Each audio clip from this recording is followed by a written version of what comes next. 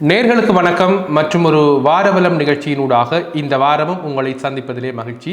வாரவலம் நிகழ்ச்சியினூடாக உங்களுக்கு தெரியும், ஒவ்வொரு வாரமும் நாட்டிலே இடம்பெறுகின்ற விடயங்கள், உலகளாவிய ரீதியிலே இடம்பெறுகின்ற விடயங்களை ஒரு தொகுப்பாக நாங்கள் வாரமாக தந்து கொண்டிருக்கின்றோம்.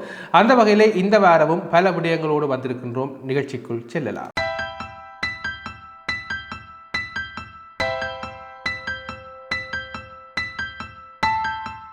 இந்த வாரத்தை பொறுத்தவரையிலும் பல விடயங்கள் நாடளாவிய ரீதியிலே இடம்பெற்றிருக்கின்றது. நாட்டிலே அச்சுறுத்தலுக்கு உள்ளாக்கக்கூடிய வகையிலான சம்பவங்களும் இடம்பெற்றிருக்கின்றது. நான் சொல்லுகின்ற போதே நீங்கள் ஊகித்திருக்க முடியும். இந்த புதுக்கடை நீதிமன்ற வளாகத்திலே இடம்பெற்றிருக்கக்கூடிய இந்த துப்பாக்கிச் சூட்டு சம்பவம் மக்கள் மத்தியிலே ஒரு பாரிய அச்சத்தை ஏற்படுத்தி இருக்கின்றது. குறிப்பாக தென் பகுதியிலே ஒரு தேசிய பாதுகாப்புக்கு பங்கம் விளைவிக்கக்கூடிய வகையிலே இந்த நிலைப்பாடு மாறி இருக்கின்றது. குறிப்பாக இந்த துப்பாக்கி சூட்டு சம்பவத்தை பொறுத்தவரையிலே உங்களுக்கு தெரியும், இந்த பாதாள உலக குழுவை சேர்ந்த கனேமுல சஞ்சீவ் என்று அழைக்கப்படுகின்ற நபர் நீதிமன்றத்திலே விசாரணைக்கு அழைத்து வரப்பட்ட போது அங்கு ஒரு வக்கீல் வேடத்தை அணிந்து வந்த ஒருவரால் படுகொலை செய்யப்பட்டு, துப்பாக்கிச் சூட்டின் மூலம் படுகொலை செய்யப்பட்டு குறித்த நபர் மரணமானதன் பின்னர் ஒரு குறித்த நேர அவகாசத்திலே புத்தளம் பகுதியிலே அவர் கைது செய்யப்பட்டிருக்கின்றார். அந்த கொலையாளி என்கின்ற விடயங்களை நாங்கள் பார்க்கக்கூடியதாக இருந்தது. உண்மையிலே இந்த நாட்டு மக்களுக்கு, அதாவது அரசாங்கம் பதவியேற்றதன் பின்னர் நாட்டிலே இந்த துப்பாக்கிச் சூட்டு சம்பவங்கள் குறிப்பாக தென் பகுதியிலே பல இடங்களிலே இடம்பெற்று கொண்டிருக்கின்றது.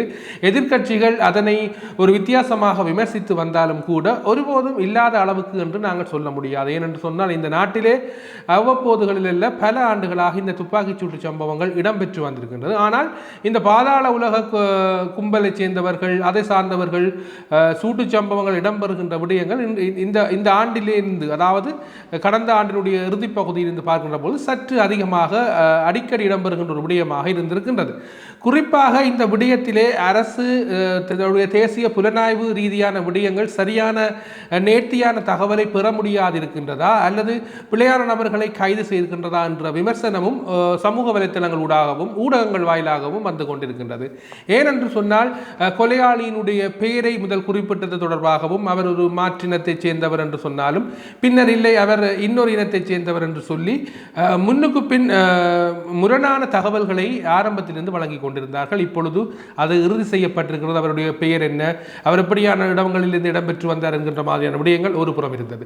இன்னொரு புறம் கைது செய்யப்பட்ட கொலையாளி என்று கருதப்படுகின்ற நபர் போலீஸ் பாதுகாப்பு உத்தியோகத்தரோடு இருந்து அவர் ஒரு நண்பர்களைப் போல அளவலாவுகின்ற விடயங்கள் சமூக வலைத்தளங்களிலே வைரலாகி, குறிப்பாக அந்த கொலையாளியே இன்றைக்கு பெண்கள் ரசிக்கின்ற அளவுக்கும் அவரை வைத்து மீம்ஸ்களாக இருக்கட்டும் சரி, சமூக ஊடகத்திலே டிக்டாக் போன்ற ஊடகங்களிலே பாடல்களை இடம்பெற்று அப்படியான விடயங்களும் ஒரு புறம் இடம்பெற்று கொண்டிருந்தது. ஆக மொத்தத்தில் இந்த சம்பவம், அதாவது நீதிமன்ற வளாகம் என்பது உங்கள் எல்லோருக்கும் தெரியும், அதி உயர் பாதுகாப்பாக இருக்கக்கூடிய மிக முக்கியமான இடமாக கருதப்படுகின்ற இடத்திலேயே இந்த கொலை இடம்பெற்றிருக்கின்றது. அவர் பாதாள உலக குழுவினுடைய தலைவராக இருக்கலாம், அதனுடைய செயற்பாட்டாக இருக்கலாம், பல்வேறுபட்ட வன்முறை சம்பவங்களோடு தொடர்புடைய நபராக இருக்கலாம். அது ஒரு புறம் இருந்தாலும் கூட நீதிமன்ற வளாகத்திலேயே அதாவது புதுக்கடை இடத்திலேயே இந்த சம்பவம் இடம்பெற்றிருப்பதுதான் மக்கள் மத்தியில் ஒரு விசனத்தை ஏற்படுத்தியதாகவும் இந்த வாரத்திலே மிக முக்கியமான சம்பவங்களிலே இதுவும் ஒரு விடயமாக அமைந்திருந்தமை குறிப்பிடத்தக்கது. அடுத்ததாக நாங்கள் பார்த்தோம்னு சொன்னால் 2015ஆம் ஆண்டு இந்த நாட்டையே உலுக்கிய ஒரு படுகொலை சம்பவம் உங்கள் எல்லோருக்கும் தெரியும். புங்குடுதீவிலே இடம்பெற்றக்கூடிய மாணவி வித்யாவினுடைய அந்த கொடூர மரணம் எல்லோர் மனதிலிருந்தும் அவ்வளவு சுலபமாக விலக்கிவிட முடியாது. அந்த அளவுக்கு மிக கோரமாக அந்த காலப்பகுதியிலே அந்த பாலியல் வல்லுறவுக்கு உட்படுத்தப்பட்ட துஷ்பிரயோகத்துக்கப்பட்ட அந்த பிள்ளையினுடைய மரணம் எல்லோர் மத்தியிலேயுமே ஒரு அழியாத ஒரு வடுவாகத்தான் இருக்கிறது. இந்த படுகொலை சம்பந்தம் தொடர்பாக நீதிமன்ற வழக்குகள் தொடர்பாக குற்றச்செயல் சம்பந்தப்பட்ட பிரதான சூத்திரதாரிகளில் ஒருவராக இருக்கக்கூடிய சுவிஸ்குமார் என்பவரை தப்பிக்க வைத்ததன் விளைவாக, அதாவது உங்கள் எல்லோருக்கும் தெரியும், அந்த சுவிஸ்குமாரை தப்பிப்பதற்காக உதவிய முன்னாள் சிரேஷ்ட பிரதி போலீஸ் அதிபருக்கு 4 வருட கடூழிய சிறை தண்டனையை வழங்கி வவுனியா மேல் நீதிமன்றம் தீர்ப்பு வழங்கியிருக்கின்றது. உண்மையாகவே இந்த நாட்டிலே தீர்ப்பு என்பது ஒரு புறம் இருக்கின்றது, நீதி என்பது எப்படி இருக்கின்றது, நீதி தேவதை கண்கட்டி வைக்கப்பட்டிருக்கின்றதா என்கின்ற அளவுக்கு இந்த நாட்டிலே பல்வேறுபட்ட விடயங்கள் இடம்பெற்று கொண்டிருக்கின்றது. அந்த வகையிலே இந்த பிரதான சூத்திரதாரியை தப்பித்து போவதற்கு உதவியதற்கின்ற முக்கியமானவர்களே இந்த போலீஸ் உத்தியோகத்தர் அதாவது முக்கிய பதவிகளில் இருப்பவர்களே உதவி இருக்கின்றார்கள் என்ற மாத்திரத்திலே இந்த பொலிஸ்மா அதிபர் அதாவது இந்த பொலிஸ்மா அதிபருக்கு 4 வருட கடூழிய சிறை தண்டனையை விதித்ததன் ஊடாக இந்த நாட்டிலே குறிப்பாக அந்த வித்தியாவினுடைய கொலை வழக்கிலே இந்த திருப்பத்திற்கு முக்கியமான பங்கை ஆற்றிய நபரை தப்பிப்பதற்கு வழிகோரியவருக்கு இந்த தீர்ப்பு இந்த வாரத்திலே வழங்கப்பட்டிருக்கிறது. அடுத்து பார்த்தோம் என்று சொன்னால் இந்த நாட்டிலே மிக முக்கியமான பிரச்சனைகளில் ஒன்றாக இந்த கடவுச்சீட்டை பெறுகின்ற அலுவலகமும் அந்த நடைமுறைகளும் அதில் ஏற்படுகின்ற இழுபறிகளும் நித்தம் ஒரு பேசு பொருளாக இருந்து வந்தது. ஏனென்று சொன்னால் ஒரு கடவுச்சீட்டை அவசரமாக பெறுவதற்கு என்னபடி செய்ய வேண்டும், இல்லையென்று சொன்னால் அவர்கள் தருகின்ற திகதிகளிலே செல்வதில் இருக்கின்ற இழுபறி நிலைகள் என்று இந்த கடவுச்சீட்டை இந்த நாட்டிலே பெற்றுக்கொள்கின்ற நபர்களுடைய அதிகப்படியான எண்ணிக்கை மாற மாற நிறைய பிரச்சனைகளை இந்த சமூகம் எதிர்நோக்கி வந்திருக்கின்றது. அவை எல்லாவற்றிற்கும் ஒரு முற்றுப்புள்ளி வைக்கும் முகமாக பத்திரமுல்லையில் இருக்கக்கூடிய இந்த கடவுச்சீட்டு காரியாலயத்தை இப்பொழுது திங்கள் முதல் வெள்ளி வரை 24 மணி நேரமும் சேவையிலே ஈடுபடுத்துவதற்கான முன்னேற்பாடுகளையும் அதை அமுலுக்கு கொண்டு வந்திருக்கின்றார்கள். இந்த கடவுச்சீட்டை பொறுத்தவரையிலே அது சம்பந்தப்பட்டவர்கள் ஒரு நாளைக்கு 4000 கடவுச்சீட்டுகளை வழங்குவதற்குரிய ஏற்பாடுகளையும் முன்னர் எடுக்கப்பட்ட முற்பதிவு திகதி எதுவாக இருந்தாலும் காலை 6 மணிக்கும் மதியம் 12 மணிக்கும் உட்பட்ட நேரத்திலே காரியாலயத்தில் மீள்பதிவு செய்வதன் ஊடாக அன்றே கடவுச்சீட்டை பெறும் வசதி ஒன்றை ஏற்படுத்தியிருக்கின்றார்கள். அடுத்து இரவு நேரத்திலே புறக்கோட்டையில் இருந்து கடவுச்சீட்டு காரியாலயத்துக்கு விசேட பஸ் வசதிகளை கூட ஏற்படுத்தி இருக்கின்றார்கள் மக்களுடைய நலன் கருதி. அடுத்ததாக அடுத்த மாதம் யாழ்ப்பாணத்தில் புதிய கடவுச்சீட்டு காரியாலயத்தையும் திறப்பதற்கான ஏற்பாடுகளும் இடம்பெற்று வருவதாக அறிவித்திருக்கின்றார்கள். உண்மையிலேயே இந்த பத்திரமுல்லையிலே உங்கள் எல்லோருக்கும் தெரியும், ஒரு கடவுச்சீட்டை பெறுவதற்கு மக்கள் வருகின்ற அலுவலகங்கள் அதாவது காலையிலிருந்து இரவு வரைக்கும் நின்று இரவு அதிகாலை பொழுதிலே நின்று அந்த வரிசையிலே நின்று இடங்களை பிடித்து மிகுந்த ஒரு நெருக்கடியான சூழல் அந்த பகுதியில் இடம்பெற்று வந்தது. ஆனால் இப்பொழுது 24 மணி நேரமும் இந்த அலுவலகத்தை இயங்க செய்வதன் ஊடாக மக்களுடைய தேவைகள் இலகுபடுத்தப்பட்டிருக்கின்றதான ஒரு நல்ல செய்தி இந்த வாரத்திலே வெளியாகி இருந்தது. அடுத்து மிக முக்கியமான ஒரு வன்முறை சம்பவம் இந்த வாரத்திலே வடபகுதியிலே பதிவாகி இருக்கின்றது. குறிப்பாக பார்த்தோம் என்று சொன்னால் பூநகரி மத்திய கல்வியினுடைய அதிபர் திரு விசுவாசம் அவர்கள் இனந்தெரியாத நபர்களின் தாக்குதலுக்கு உள்ளாக்கப்பட்டு மரணமாக்கி இருக்கின்றார். குறிப்பாக நான் ஏலவே சொல்றதை போல நாட்டிலே பல்வேறு வகையான வன்முறை சம்பவங்கள் மிக மோசமாக இடம்பெற துவங்கி இருக்கின்றது.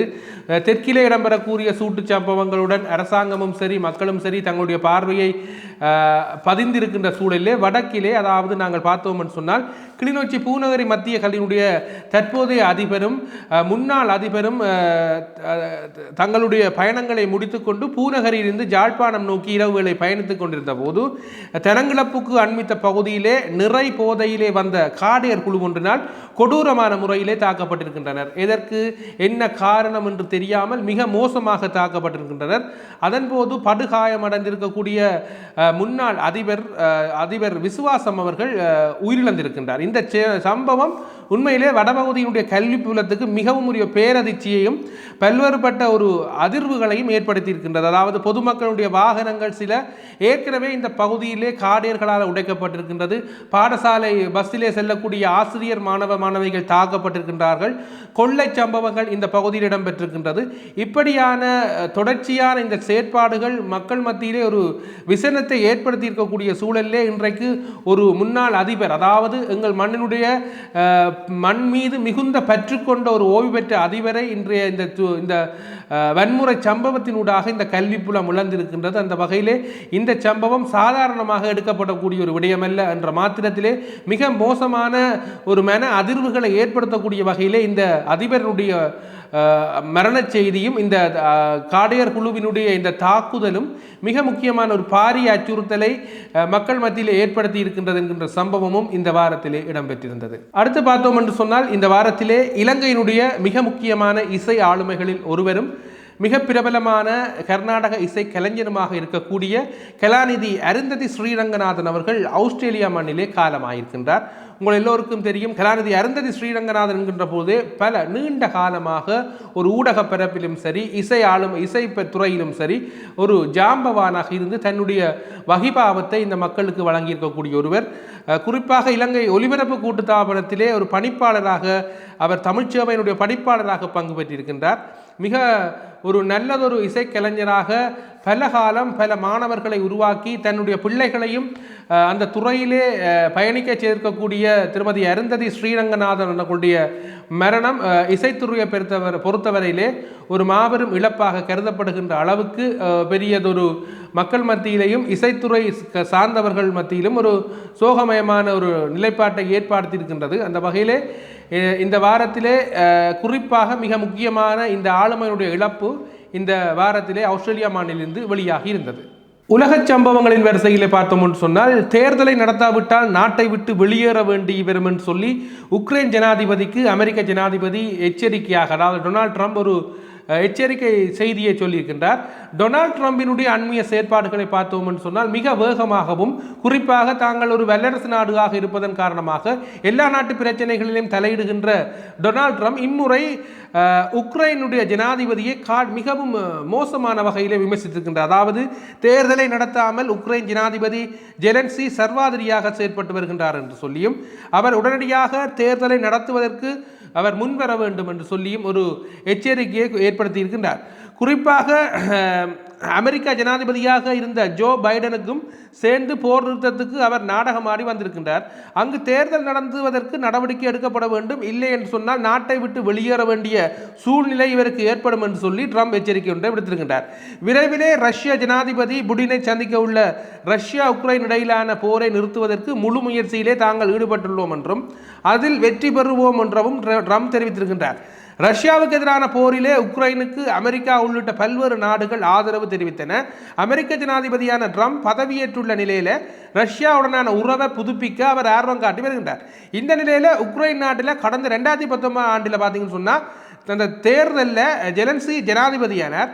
கடந்த ஆண்டுடன் அவருடைய பதவிக்காலம் முடிவடைந்தது. ஆகவே அந்த பதவிக்காலம் முடிந்தவடைந்ததன் காரணமாக உடனடியாக அவர் தேர்தலை நடத்த வேண்டும் என்கின்ற மாதிரியான இந்த சந்தர்ப்பத்தில் தான் எங்களுடைய அமெரிக்கனுடைய ஜனாதிபதி அவர்கள் இந்த தன்னுடைய எச்சரிக்கையை உக்ரைனுடைய ஜனாதிபதிக்கு விடுத்திருக்கின்றார். அடுத்து பார்த்தோம்னு சொன்னால், பிலிப்பைன்ஸ் நாட்டிலே ஒரு வினோத அறிவிப்பு ஒன்றை பிலிப்பைன்ஸ் அரசாங்கம் விடுத்திருக்கின்றது. என்னென்னு சொன்னால், பிலிப்பைன்ஸ் நாட்டிலே டெங்கு நோயினுடைய பரவலாக்கம் அதிகரித்து வர்ற நிலையில் அவர்கள் ஒரு முக்கியமான அறிவிப்பை சொல்லியிருக்கிறோம் என்று சொன்னால், கொசுவை பிடித்து தந்தால் தங்களுக்கு சன்மானம் வழங்குவதற்கான ஒரு வினோத அறிவிப்பு ஒன்று பிலிப்பைன்ஸ் நாட்டிலே வெளியாகி இருக்கின்றது.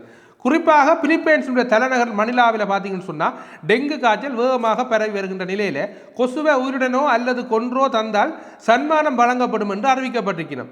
காய்ச்சலை கட்டுப்படுத்துவதற்கு உள்ளூர் நிர்வாகம் நூதன முயற்சி மேற்கொண்டுள்ளதாகவும், தலைநகர் மத்தியில் மணிலாவில் வசிக்கும் மக்கள் கொசுவை உயிருடனோ அல்லது கொன்றோ கொண்டு வந்து தந்தால் 5 கொசுவுக்கு ரூபாய் 150 வழங்கப்படும் என்று அறிவிக்கப்படுகின்றது. உண்மையிலே இந்த அறிவிப்பு ஒரு வினோதமாக இருந்தாலும் கூட தன்னுடைய நாட்டு மக்களையும் மக்களை பாதுகாப்புக்காக வைத்திருக்க வேண்டும் என்பதற்கான இந்த அரசாங்கம் இந்த அறிவித்தலை வெளியிட்டிருக்கின்றது. இதனால் பொதுமக்கள் வீட்டிலே அதிக தண்ணியை தேக்கி வைத்து கொசுவை உற்பத்தி செய்வார்கள். இதனால் தொற்று பாதிப்பு அதிகரிக்கும், தவிர எந்த பலனும் இல்லை என நிபுணர்கள் தெரிவித்திருக்கிறார்.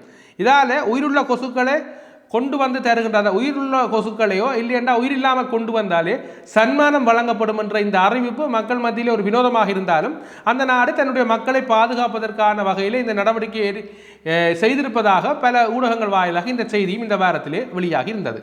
அடுத்து விளையாட்டுத்துறை சார்ந்த சம்பவம் என்று பார்த்தோம் என்று சொன்னால், இந்த வாரத்திலே குறிப்பாக மிக முக்கியமாக பாகிஸ்தான் மண்ணிலே மொத்த பணப்பரிசு 200 கோடி ரூபாவுக்கு மேல் வாரி வழங்குகின்ற 9வது ICC சாம்பியன்ஸ் கிண்ண கிரிக்கெட்டினுடைய போட்டிகள் பாகிஸ்தானுடைய கராச்சியிலே ஆரம்பமாகி இருக்கின்றது. உங்கள் எல்லோருக்கும் தெரியும், 2009ஆம் ஆண்டு ஸ்ரீலங்கா கிரிக்கெட் அணி மீது பாகிஸ்தானிலே தீவிரவாதிகளால் நடத்தப்பட்ட தாக்குதலுக்கு பின்னர் பாகிஸ்தானிலே கிரிக்கெட் போட்டிகளை நடத்துவதற்கு ICCயும் சரி அந்த நாடுகளிலே கலந்து கொள்வதற்கு பல்வேறுபட்ட நாடுகளும் மறுத்து வந்த நிலையிலே படிப்படியாக அண்மைய ஆண்டுகளில் தான் சில போட்டிகளை ஒரு நட்பு ரீதியாக நடத்தி வந்த பாகிஸ்தானுக்கு இம்முறை ICC ஒரு பாரிய கௌரவமாக இந்த போட்டிகளை அங்கே நடத்துவதற்கான முக்கிய முடிவுகளை எடுத்து போட்டிகள் கோலாகலமாக ஆரம்பித்திருக்கின்றது.